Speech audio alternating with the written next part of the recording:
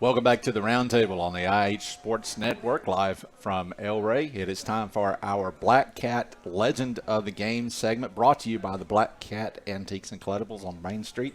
Collectibles on Main Street, yes. I should say. Tim, you and I made a trip over to Chapel Hill, North Carolina this past week. That's right. We were interviewing Sparky Woods. I'm going to get to the story on why that happened in just one moment. I just want to recap probably the most known things about Sparky Woods by most folks is his coaching career. So bear with me as I move around on this intro. But he began coaching as a graduate assistant at the University of Tennessee in 1976. He had just graduated from Carson Newman College, where he played for 4 years there for Coach Dal Sheely. And he coached at Tennessee as an assistant, Kansas, North Alabama, a stop where he met his future wife, Iowa State, a stop where he met his future current employer, Mac Brown. They were on staff together. And then he went to Appalachian State. Mac Brown was the head coach. Mac Brown moved on, and Coach Woods was named the head coach at Appalachian State and had such a successful career there that when South Carolina had an opening, they invited him in 1989, and he coached South Carolina for 2 years and then joined the SEC and continued as the Gamecocks coach until 94. He coached as an assistant for the New York Jets and in 1 year in the pro, and then he went back to college, and that's where he's remained since then, an assistant at Memphis, Virginia, Mississippi State, Alabama, and then from 2008 to 2014, he was the head coach at Virginia Military Institute. He left there and went into coaching again in Richmond. He coached the Spiders, and then in 2019, his old friend Mac Brown, who he previously served 2 stops with, invited him to come to the University of North Carolina as he has turned that program into a powerhouse in the ACC. They're 5-1 right now, had a big win this past Saturday night, and he's the senior advisor in charge of the analytics. So just a word about Coach Woods here. He played from 1968 to 1971 on the Oneida High School team. In those 4 years, Oneida won 36 games, lost 7, and tied 1. In the regular season, they only lost 3 games. Those other 4 losses were all postseason. In the first year, it was a bowl game. In seasons 69, 70, and 71, they were in the Final Four in the state of Tennessee, and they lost to the eventual state champion. And you'll hear some about that in the interview as well. Just as far as a record setter in football for Oneida, he had the most interceptions in a season with 8 in 1971, and in 1971 twice in 2 separate games. He had the most interceptions in a game. 3 times he intercepted the opponents in 1971 in 2 separate games. Teams didn't pass a lot in 1971, and they passed a lot less if he was on the opposite side of the field. So, this was Kevin's idea. I'm just going to tell you, when we first started doing the Legends of the Game, Kevin texted me the week before, and he said, "Who you got?" A lot of people are speculating they think it might be Sparky Woods, and I thought, "Are you kidding?" They're thinking we're gonna be able to do that quickly, and then as we thought about it, we thought, well, why not give it a shot? And so I contacted Coach Woods through the office there. He returned my call the following day, and we set up an opportunity to go down and meet with him. And Ben can confirm we were way too early, as I always am anywhere I go. We were planning to meet with him at 1 o'clock. We got there 11:15, and we were just going to try to wait. And he came right down and started giving us a tour from the beginning. It was like we were friends of family the whole time we were there. He just took us around, and I told Coach Woods that the goal for this was we know the records, we know the Wikipedia, we know the things that happen, but we don't know him, a lot of us. I had never met him, and I wanted to know more about him. And as I met him and talked with him, and as you're going to find out in this interview, he hasn't been a resident of Oneida in a long time. He's been back to Oneida from time to time, but he's been busy, as you can hear, in the coaching realm and in doing other things. But one thing is very clear as you listen to this interview is Oneida hasn't left him. And I would use the term Oneida courses through Coach Woods. And he was very generous with his time, and we have some interesting, entertaining, funny, and touching stories that he's going to share with us. So we've got part 1 tonight. We'll come back and do part 2 next week. So this will be our sign-off for the roundtable tonight, but stay right here because we're cutting right to part 1 of our interview with Oneida legend Sparky Woods. All right, Coach Woods, I thank you for joining us and to sit down and talk with us today a little bit. We want to learn about an Oneida legend, which you are, but not just to recap what made you the legend, because sometimes legends lose fact and become more fiction than fact. So the goal today is for people to know you and to know not just about you, but who you are and you know, certainly your thoughts and feelings of the era and the times and the different things we'll talk about. I did pull out a quote from one of the articles I read that, and you said, "I'm the kind of guy that doesn't want to live in the past, but go ahead to the future." So we're not going to live in it, but I do want to revisit it just a little bit and talk about some things. So on my questions, the first one I had, and I had to ask some folks about your birthplace, but let me just start at the very beginning. Your given name, I believe I'm correct, is Philip Perry Woods. Is that correct? Yeah. So were you named after someone? No, I think my dad was wanting a hunting dog or something. I have a brother named Don, who's a normal name, and I have a sister named Deborah, which is a normal name. And how I got Sparky, I thought when I got 60 years old and bald-headed, they'd quit calling me that, but I think I'm going to always be that. I really wish I had a great story about how it came about, but I think, like a lot of people, I was born in the clinic there, actually in Dr. Leeds, I believe, and my mother, for whatever reason, they didn't see me for most of the day and asked my dad, and he said, "It's like a little Sparky or something," and it's what it was called from then on. And I've had a couple people, my grandfather kind of thought it was a little bit, he'd call me Philip, and then I coached at Virginia for George Welsh. He wasn't a big nickname man, and so he called me Philip until he wanted something, then he would holler Sparky at me or something. But I've always been that, and like I said, it's probably been more good for me than not, because it is a catchy name, easy to remember, and some funny stories with it at times. But it was, it's kind of been that. And I remember when I got ready to graduate, Mr. Carson brought me down and said, "What is your name?" They had like 3 or 4 different files. They had a Sparky Philip and a Philip Sparky and a Philip Perry, and so I had to tell him what my name was.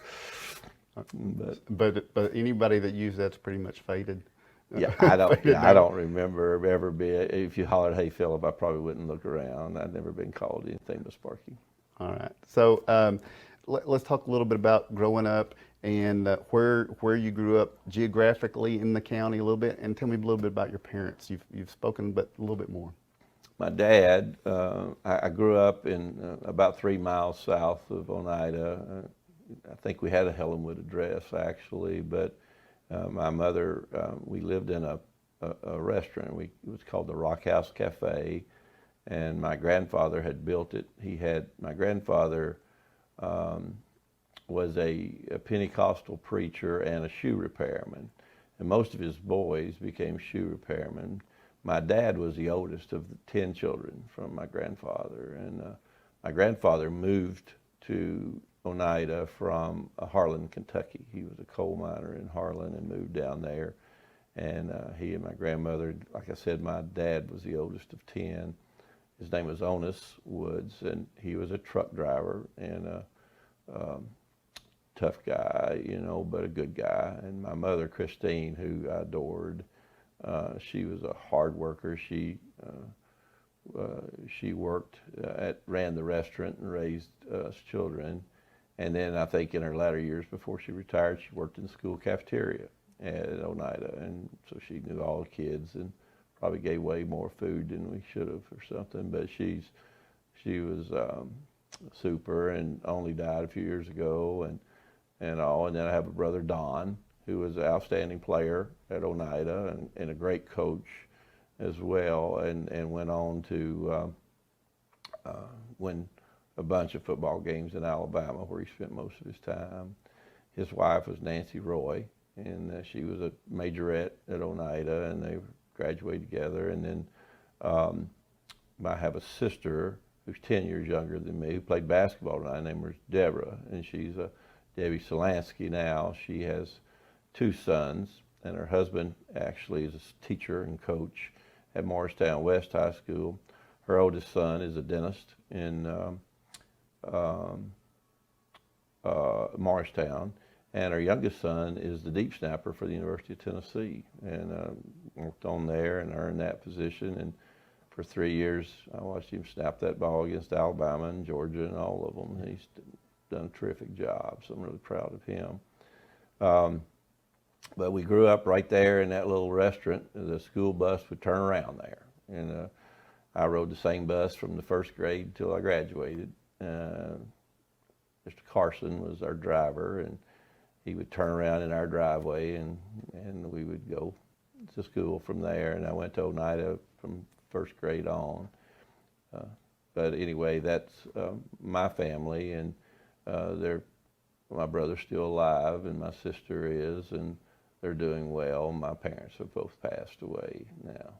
So, and I have a question that's going to relate to this later, but just a quick ask. So was that the southernmost point of the bus route? It turned around and went back north? Okay, now I'm going to come back to that, okay? Yes, sir. So, so tell me just a little bit, your parents, were they sports fans or just sports fans because you all played sports, or what was that? You know, really, they weren't. In fact, it was kind of a challenge to get to play.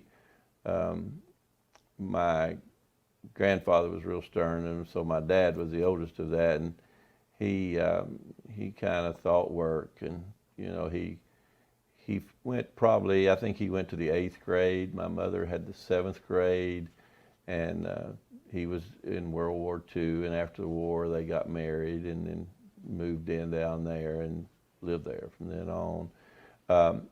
They weren't. My brother probably started it. My brother was the first Woods that I'm aware of that ever went to college, and he kind of inspired me and others to do the same. He was an outstanding basketball player. In fact, he was the most valuable player in that conference that we played in there, and a good player.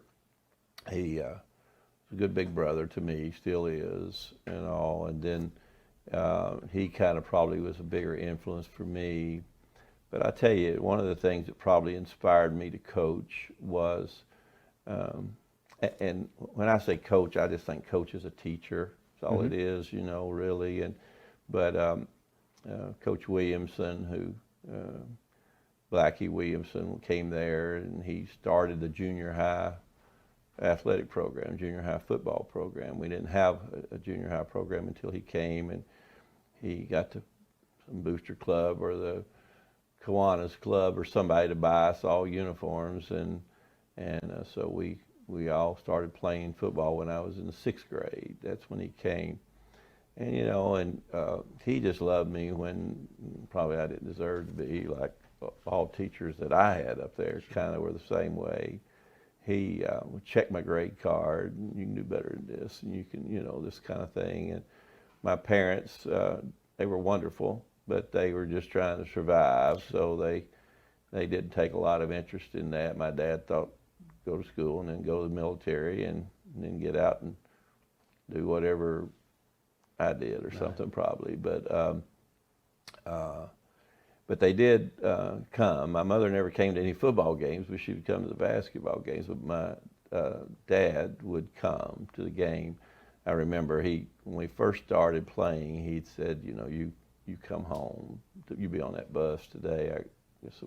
There was work to do around that restaurant, you know, cleaning, carrying out bottles or something. There's little gas pumps there and stuff. So mother had her hands full keeping up with that. So I'm sure he thought I need to get home and work.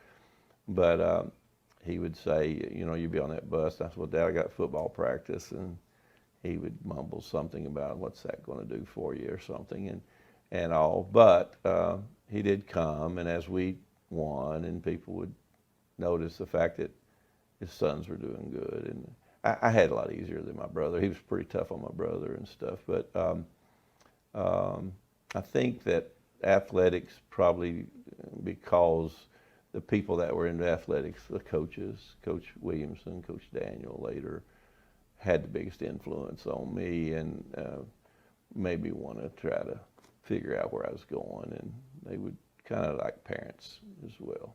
Was Coach Williamson, was that the first time you touched a football? Had you played before, or was that the first? No, it was, we at that time, my brother, when he was like 6 years older than me, and I think he started playing football when he was in 7th grade, but he was on the varsity team, so you didn't play until you got to be a 9th grader, but you could go practice with them and stuff. I don't remember us ever having a junior varsity team, but we'd have most boys would play, and so he was on that, but Coach Williamson was the first one to ever start a junior high program where we had, and at that time they had it divided up by weight limits, so you had 2 games a night. You had like what they called it, 90 pounds or 95 pounds and under or over, and so they'd play those games, and he got the uniforms there, got the community to do it. It's probably a pretty big expense then, with gear for football and all that. And so then we started playing other schools. At that time, it was before Scott County High School had merged, so you had Robbins and you had Norma and you had Huntsville, and only Huntsville played football. The other 2 did not. So we'd play them in basketball, but until they became Scott County High School, we only played Huntsville, which was a great fun game, real rivalry, and everybody in town come to the game and stuff. It's fun. Did some of the players come from those other schools like they do now? Like sometimes if a school doesn't have football, some of the other area schools, somebody can go play for them. Did they do that then? I don't remember that. I remember, the biggest thing I remember is that the people I started the 1st grade with were kind of marched through. Now, Coach Williamson, I think I'm the first person in history, probably, or at least the state of Tennessee, that ever repeated the 8th grade, what they call redshirting, and he told me I was going to do it. So he told my mother he was going to do it. So my mother said, if he says it, that's what you're going to do. So I don't even remember having a choice. I just did it. Now I was younger. I started 1st grade when I was 5, I think. So I was younger, but I just did whatever he told me to do, and he always had my best interest in mind. But so a lot of people now have held kids back, for age or whatever reasons. And I think I was the first one, because there was a lot of people had mixed feelings about it. Some teachers and some thought that was doing the wrong thing, but it turned out to be the best thing for me. I think it helped me in school. I was a little better student then, later on, and I think when I was a junior, I might have weighed 160 pounds, and then when I was a senior, I was like 185 or 90. So I wouldn't have had an opportunity to play college football if I had to leave after what would have been my junior year. Did you go to games when your brother played? And if so, I'm sure you looked up to him. Were there other players you remember that you looked up to on those teams? Yeah, I did. My neighbor, we lived right beside us, was Galloway Motel, and there was a guy named Sammy Galloway. And he was the quarterback. I remember he wore number 35. He's funny now, but he was a really good player, and he was good to me. We were next door neighbors. He was a little older than my brother Don, but he was I admired him because he was our quarterback, on the team, and so I'd go whenever I could, and then I remember Bobby Lee Smith and some of those guys, players. Donnie Carson was a good player, played quarterback, wore number 00. I remember before they outlawed it, now they brought it back. But Oneida always had such great pride, and everybody that wore the orange and white was something. So I was impressed and admired that. And again, the people who paid attention to me the most were people who would involve me in athletics. And I don't know what I would have done if it hadn't been for athletics. So it certainly was a real help me in all those. They taught me how to play football, but they taught me so many other lessons in life. So to your remembrance, was Oneida football always a big deal? It was, to my memory. Yeah, we would play, and we were always winning 8 games or so every year. It seems like most time we played 10 then, but yeah, I remember great pride in Oneida in football and basketball actually, and we only had the football and basketball and girls basketball. But I remember Betty Jeffers, she would score 60 points. That's when they played 6-person basketball. They had 3 guards and 3 forwards, and she was fantastic.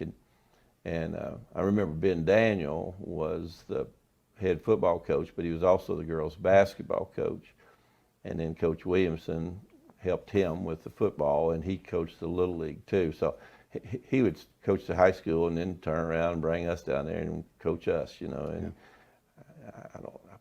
I know he didn't get paid much money, but he was great. He just loved kids, and so we all benefited from it. But I can remember Ben would get, when we were like 6th, 7th grade, he would get us, the boys, to practice against the girls basketball.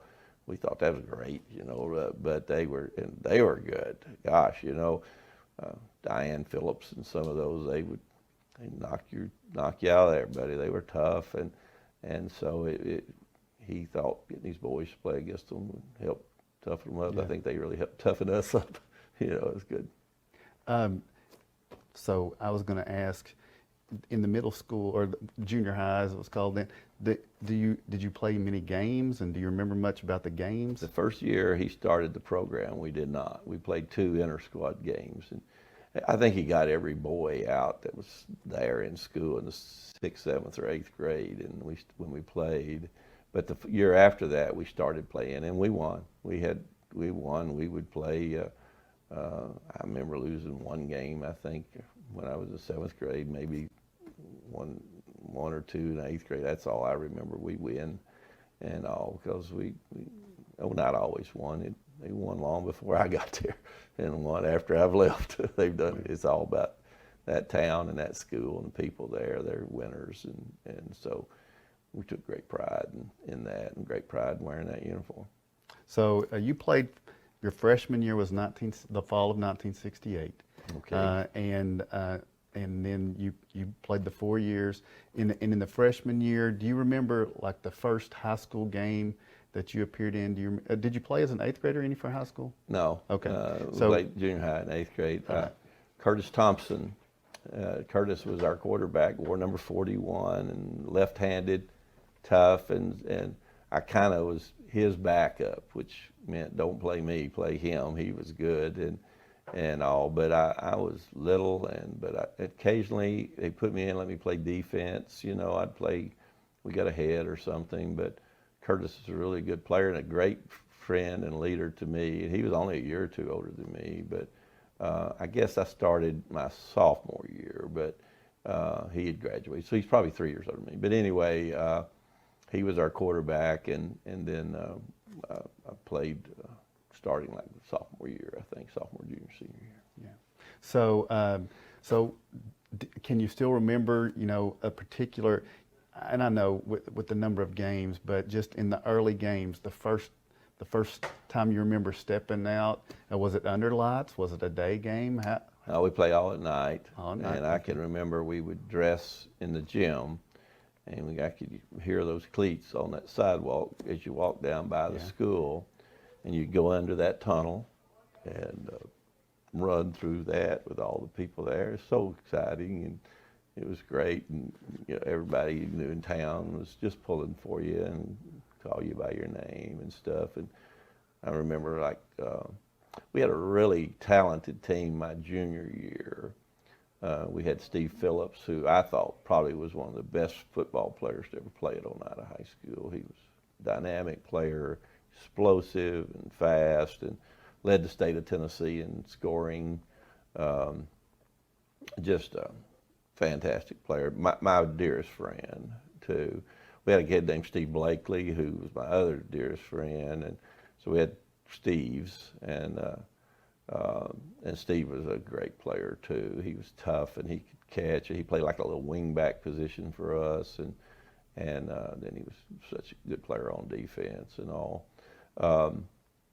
And then they graduated. That was kind of the class I started with, and then when Coach held me back, I was kind of in that last class my senior year. But then we had Tony Terry, and he had a brother named Robbie Terry, and they were good players. Tony was a tackle on offense and a linebacker on defense, and he was the toughest kid in school, I thought, and great person, cared about our team all the time. And Robbie was younger than him, but started at guard and played. And so we had some really good players, and I think it just kind of rubbed off too. I think we'd had good basketball in the past. I mentioned my brother's teams were good, but we had an outstanding basketball season with Mike Baker, who's David Sexton. You know, I was thinking about one time our 5 starters in basketball at Oneida High School. Chuck West became a principal in Dresden, Tennessee. We had a guy named Mike McBroom who had started a great tool and die business. And you had David Sexton, who's an ear, nose, and throat doctor. Mike Baker, who's a pharmacist. Think about that coming up, and me, you know, off of that starting 5 team. So just the football and basketball, everybody just pulled for each other. There was no animosity, and it was great.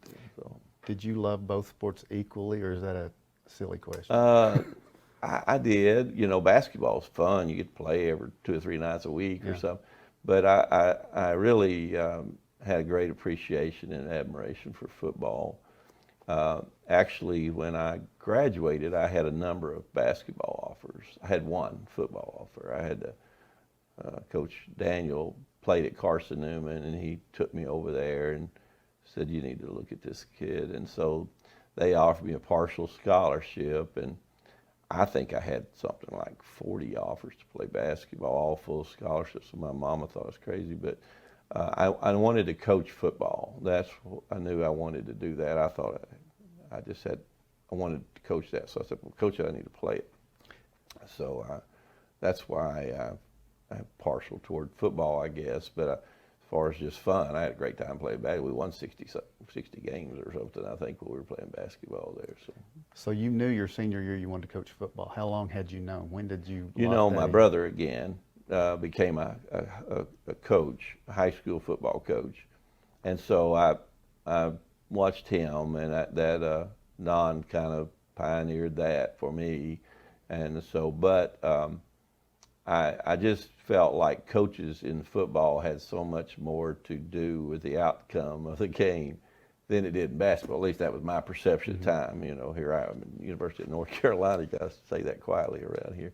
But so I knew football coaching was kind of what I wanted to do, and that's what my brother did. You know, and he was he was an outstanding basketball player, but he chose to coach football and was a really outstanding football coach. I do want to jump back just to your brother and sister just for a moment. It's your brother, an outstanding basketball player. What made him outstanding? What was his position? What made him the great player? You know what he could do? He could shoot the ball. He would score. I never was a great scorer.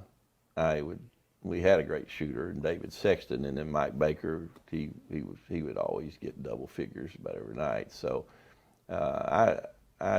they played me at point guard, and so it was, you know, I think I led the school record in assists with those 2 good players until Robert Wright broke the thing, and Robert was an outstanding player. He's younger than me. He broke it. It didn't take him but about a year to break all my records. He was in there getting after it real fast. But anyway, I think that the football I'm most proud of because I really admired that sport. I admired people that played it. It took courage to play it, I thought. And there's a lot of great athletes in this world that don't play football because I think the difference is the objective is not to get the ball, but get the person that has the ball. And I've always thought that was a little different. And it separated a lot of great athletes from not wanting to play it because of that thing. But it worked out good for me, and I knew I wanted to coach, so it had my interest more. Now, with your sister, you know, I recall her picture hanging in the hall. So she's a very good basketball player. She was an outstanding basketball player. Was she on the first state tournament team? I don't know. I'm sorry. I should. You know, she's the played best with of our good players. family and it gets the least attention. You know, but she's a competitor, doggone she is, and she was, Don, my brother, was 6 years older than me, and she was 10 years younger than me. So it was, he was gone. He was like in high school and left before she started, and I was quite a bit older than her, but I'm so proud of her. She's always accomplished whatever she set out to do. Did you play games at home? Did you compete against each other? Well, What was yeah. that like? Again, there's quite a bit of difference in our age, so I can remember having to rebound and throw it back. It's probably why Don was a lot better shooter than me, because I'd have to go get the ball and throw it back to him, and if it hit that root under that tree, I'd have to really run to get it, But he could shoot it. He was a good shooter, and all. I was never as good a shooter as he was, but I could run and move. I'd usually get to cover one of their better players and all, but it was just great growing up, and Oneida is just all about that. I would encourage any kids to try to get involved in the athletic department if they could there, because there's just such pride in it, and it's great. It's just everybody that I was on teams with just went on to do good things, I think. I want to go back to Steve Phillips real quick, just because you mentioned him, and Steve went on to play in college. University of Kentucky. Yeah. Yeah. And what made him so good at football? Steve, I can just take my recollection of him. His wife could tell you more about it, but Steve really all he ever wanted to do was be a farmer. He loved to be around the animals and stuff, but Steve was a gifted player. He was explosive. He was strong and really he lifted those hay bales, but never was a weight program or anything. But he was fast, and he was just talented. He was explosive. When he got that ball, look out. He could run by you or through you or around you, and he was tough. And so I knew at an early age in football, get the ball to Steve however we could, because he was going to make touchdowns. And he was just gifted and had a team attitude. Again, he probably knew less about how talented he was of anybody. He was so talented, and I thought looking back that he was clearly the best football player that I remember through the times at Oneida. I know there've been some great ones come through since, but he was the most talented one that I remember growing up and playing with at any time. I can remember him catching a punt on the 10-yard line in Neyland Stadium for Kentucky and going 90 yards with that thing and outrunning every one of those guys and stuff. So he could have played. Now, his dad died when he was in college, and he lost interest and actually kind of just finished school.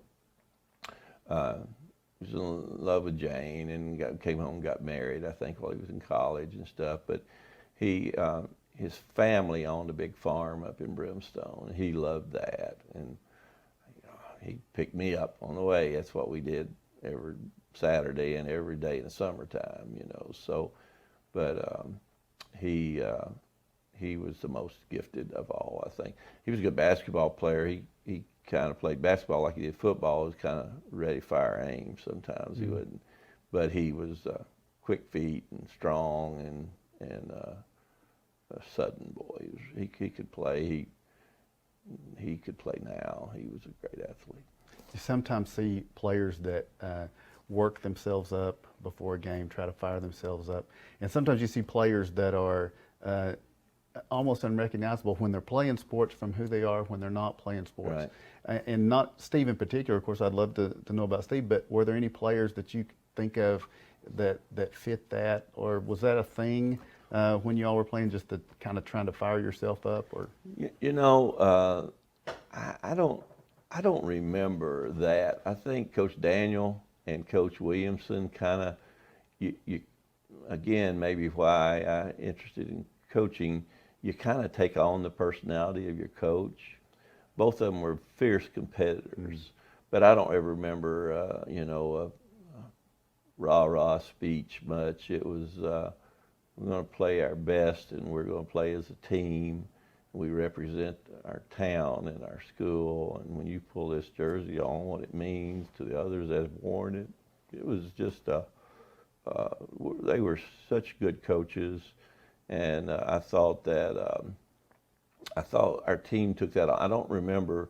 I can remember we were down at Cofield and we were playing bad in the first half. We got behind, and I remember Coach Daniel really kind of dressed us all down at halftime and told us he was disappointed in us. We were better than that, and we did come back and win the game and all. But I really don't remember him other than being a positive coach, and he didn't accept average. You know, if you didn't hustle, he'd call you out on it and stuff. But he was coach. You know, I was scared to death of him, but he was always great to me. You know, and stuff. So he didn't use it as a gimmick. But he used it when it was necessary. Yeah, I thought he was a great teacher. Again, you know, he just taught football instead of math or English or something, and he taught importance of team, and we just we were proud to be Oneida Indians, and we just couldn't lose to anybody because of that. We let the whole town down, you know, and you don't just drive through Oneida, you got to kind of drive to Oneida. So we thought we represented everybody there, and he just made us have such pride in our town and school, which lasts till now, you know, still. So. Back to was there ever a player that just was almost unrecognizable in sports from who they were? Well, Steve was not there kind as he could be, you know, and but you didn't want to challenge him because he was a rolling ball butcher knives when you challenged him, you know, and he would accept your challenge real fast, and I think they all were kind of that way.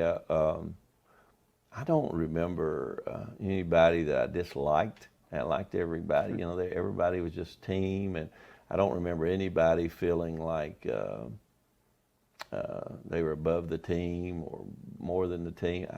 And I think it was just because the way we were taught from probably Miss Slayton's first grade till we left there. You know, it was a great school to go to because pride in the school was real, and I can remember several guys. Tony Terry, I mentioned, was the toughest guy in school, but nobody. It was not like he was running around being a tough guy. He was nice as he could be. You know, come on, I'll give you a ride, or you know, hey, don't forget your homework here or something. You know, but on Friday night now, he would light you up. He would play and he was not afraid of anybody, and he was a tough guy. I respected him so much. I read a quote. It was when you became head coach at South Carolina. It was a publication, and I absolutely love this quote. I don't know that you may have heard it somewhere else. It may not be directly, Probably. But the idea of it, I firmly believe in. And you said discipline is not something you do to someone. It's something you do for someone. Right. And I feel like from what you've told me so far that I kind of know the answer to this, but can you expand on the origin, or was it all of these folks you're mentioning that combined into that philosophy, or can you pinpoint one area, or just something about that? Well, I never felt like, there's probably a lot of times when I was in junior high and Coach was making us run extra or do extra things that I probably didn't appreciate it when I was that age. But it was never something I ever questioned, or I never felt like that. I always felt like that if it wasn't good for us, he wasn't going to do it. And he being Blackie, he being Ben, he being all those teachers and principals and all. So I felt like and I probably needed discipline more than any, but I never felt like nobody was ever trying to teach me a lesson or something. Mm-hmm. They were teaching me a lesson, but it was a good lesson. And yeah, I think all that came out of there. And again, I had wonderful parents who loved me, but that was never a part of theirs. That all came from teachers and coaches in Oneida, I think so. Your freshman, sophomore, and junior years, you had played Huntsville. Huntsville, from what I understand, we've talked to Mike Swain, we've talked to Ray Porter, some quarterbacks that came before you, Sure. and Huntsville was a game that they pointed to many times, and so I would ask you just a little bit about those games against Huntsville, and was that the rival, or were there other teams? If they could be the rival, but were there also other teams that you knew, hey, we're getting ready to play this team this week, we better be ready? I tell you, and I think this is probably for those people that you mentioned, like Mike Swain and Ray Porter and Sammy Galloway, those guys who played before us, but clearly Huntsville, if you're going to rob the bank, that'd been a good day to rob it, because everybody was at that game, in wherever it was, either in Oneida or Huntsville. And so it was clearly the rival. However, because of what people before us had done, we seemed to be everyone else's rival. I had an opportunity to coach at Alabama, and when you're at Alabama, you're going to get everybody's best game when you're there. I felt that way about Oneida High. Wherever we went, here comes the Big Orange, and York Institute was a tough school, and they were a much larger school than we were at the time. It was before, again, classifications, and you played where you could drive to, kind of, I guess, and stuff. But I think everyone respected the Oneida Indians, and so I was proud to wear that uniform too. But I don't ever remember going anywhere that it wasn't a big deal to that other team. To that point, I work with a gentleman. His name is John Branham, and a lot of people I've talked to, they have a Sparky Woods story, because of your success, and so they remember things. And so one of the stories John told me, he played for the Jacksboro Eagles, Right. and he was talking about a time when you all were playing. Steve Phillips was on the team, so it must have been your junior year or sophomore year. But he distinctly remembers you were headed his way, and he had the angle, and his words popped you real good. And as he was taking you down, he thought, he's going to remember that one. And he said that then you jumped up and you said, hey, that was a good hit, and ran back to the huddle. So I'm going to ask for him, did you do that in a mental way, or? No, I bet he was a good tackle. I bet he knocked me on my can. I bet it was good, But were you trained to don't let it show, jump up? Yeah. I thought that's what this game's about, Yeah. So I probably did look to remember what his number was and see if I could get him or something. But it was, you had Jacksboro and the Follett there and all. So then it was. They were always tough. Those people over there too. Those teams were tough, I thought. But I think, be competitive. Again, Coach, I never felt like we did. I thought we did things that he taught me how to play with your face up and things that created safety. Coaches did, but now they expected you to. It was a contact sport. Sure. It wasn't a dance. And I remember Coach saying plenty of times, dancing's a contact sport. This football's a hitting sport. You need to bring it when you come and stuff. So I wasn't going to be. I didn't want to sit in there on film with him on Monday and him point out to where I turned one down or something. He wanted to see us bring it. Can you think of a player, if you don't know the name, of a number or just somebody on team, whatever, that you remember? Boy, that was tough. Yeah, remember James Bates at Coalfield? I thought he was a competitive sucker too. He played quarterback and played on their basketball team, so we played against each other a lot. I had a lot of respect for him. He was a tough guy, and we beat him. We beat them every time, but it was never easy. And I thought he was tough, and he was at Cofield and around the. There's several I'm sure that I'm forgetting, you know. But Donald Sexton on our team was he was a fullback, linebacker, and if you're in that tackling line and you're coming up with him, you knew he was going to hit you hard, you know. So in those seasons, those 4 seasons as an Oneida Indian, only 3 regular season losses. Yes, I mean, pretty much that's Bill Jacobs' territory there too, you know, as well. Sure. I mean, like you said, the trend had been set, but also at that time, traditionally there was a bowl game up to your freshman year. There was a bowl game, the JC Bowl that year.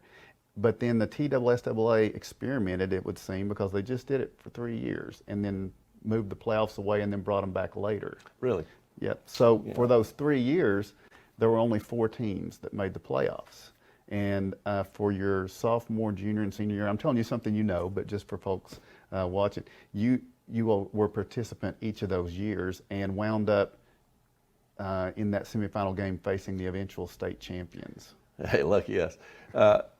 You know, I wasn't aware that they had left them and come back. As you pointed out, so I learned something there. But I remember those 3 years. I remember Sweetwater was a tough team. They had a tailback that went on to play at Auburn, I believe, and he was a good player. And then I remember playing against Sweetwater, and they had Kippy Brown and Anthony Oggs. Oh, and wow. Anthony was a great tailback at Memphis State at that time, and Kippy played at Memphis as well and became a professional football coach till he retired. I remember that was a big game, and we never won the state championship, but you're right, we would always lose to the eventual winner of it and all. But I think looking back now, I think that Sweetwater and probably are all larger classifications now than they were then, because we only had 3 classifications then. And I think here, like in North Carolina, we may have 6 or 7, where at that time we had bigger gap among players. You know, you had more kids at some schools. Yeah, the sophomore year was South Pittsburgh. So that was a single wing. Right. I remember being tired after that. And they actually remained, they're single A. We're now double A. South Pittsburgh remains single A. And then the junior year was the Tennessee Prep Busters, which you were telling me something about. Yeah, I think they were a reform school, actually, and they were tough, bunch of tough guys and stuff. And, you know, I can remember that they didn't have film. So I remember we weren't able to see them until we looked at them across the field, you know, and stuff. And it was a pretty good surprise because they were tough. They were a hard-nosed team and stuff, physical. So your senior year, you graduated 72, your senior year of football 71, was the first year of the existence of a new school in the county. You alluded to it earlier. And hearkening back to another question I asked earlier, you said the southernmost point of the bus picked you up there near the Galloway Motel and you went back north to the Oneida school. Was there, how was that decision made early on to go to Oneida? Was it just because of the bus route, or when the consolidation was coming through? What was some of the talk? Because some of the others have alluded to that and talked a little bit about it. What was it like? You know, the confusion was, am I supposed to go to this county school? Because I didn't want to change school, and especially for me, it was my last year of school and all. And they didn't make us. You know, they let you continue to go where you wanted to. But I remember it was just, it was new, you know, and thinking about consolidating all those 3 schools was interesting to me too. But never once did I think that I would change schools if I didn't have to. I will remember this, and I hope some really good people, I don't know where they are now, but there was 2 guys on our team. They were brothers. There was Donald Brooks and Ronald Brooks, I think. They lived right up there. They actually lived 2 or 3 doors back toward Oneida from me. And their sister, the older sister, actually would work for my mother in the restaurant. She was like a waitress in the summer and stuff. Her name was Ruby Brooks, beautiful girl. And Donald and Ronald were good players. Ronald was like a year younger than Donald. I hope I got that right. But Donald actually came to me and he said, Sparky, we got to go down there. I said, gosh, we ain't going to be able to compete with those guys. They're going to have so many more players. So he'd kind of bought into that. Now, they had actually moved there, and they had gone probably to elementary school in Huntsville. So they probably didn't have that allegiance or loyalty that I did. But it just making sense to me. I said, I just can't believe we would do that. You know, this is, you know, you can't leave our school. Anyway, but they did. They did what I guess maybe was supposed to have happened, you know, that they lived in the county, so they were going to the county school. But I remember us beating them, and that was a big deal. And I remember during the game, because he actually went through spring practice with us, and they had actually voted captains, and three of us, myself, and I think Tony Terry, and him. And then a tough decision. They were great guys, but they both chose to go to Scott County. And man, I thought that was tough. But I never. Once I found out I didn't have to go, my next question was, are they going to bring the bus down here, or do I have to figure out how to get to school? You know, of course, they continue to run the bus route and all. So it was good to me. And now, years later, now I go back and I recognize what a nice job they're doing at Scott County, and some great people there, you know. And I've seen their little quarterback who's broke all kinds of records at some small college now and stuff. And so I'm just happy for the county and everything that way. But now for us, it was, I would have never thought about changing.